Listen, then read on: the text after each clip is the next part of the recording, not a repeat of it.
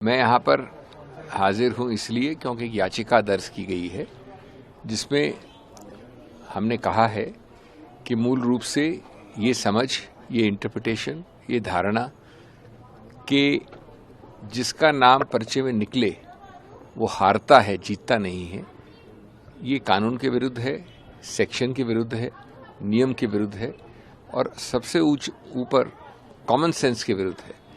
हम जानते हैं बचपन से, हम जानते हैं आम जीवन में, हम जानते हैं संस्कृति में कि जिसका पर्चा निकलता है वो जीतता है।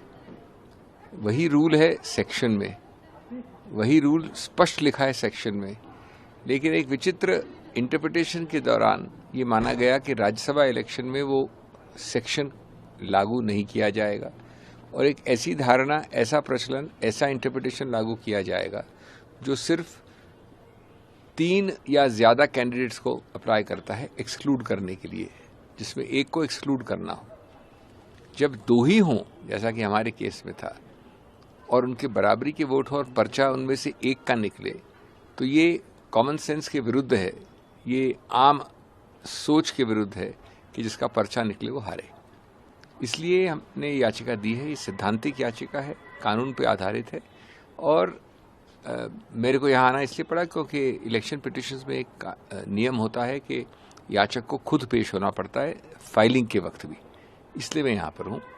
अब इसमें कोई राजनीति नहीं है। अब उच्च न्यायालय इसको देखेगा, जो उस पर प्रक्रिया होगी वो करेगा और हम आशा और विश्वास करते हैं कि न्याय होगा। राज्यसभा के चुनाव के संदर्भ में उनने पिटिशन की है। आज वो हाई कोर्ट में आए थे, ऐसी जानकारी हमको मिली है। कानूनी रास्ता लेकर के अपनी बात को कहने का अधिकार है, उसमें हमें कुछ नहीं कहना है।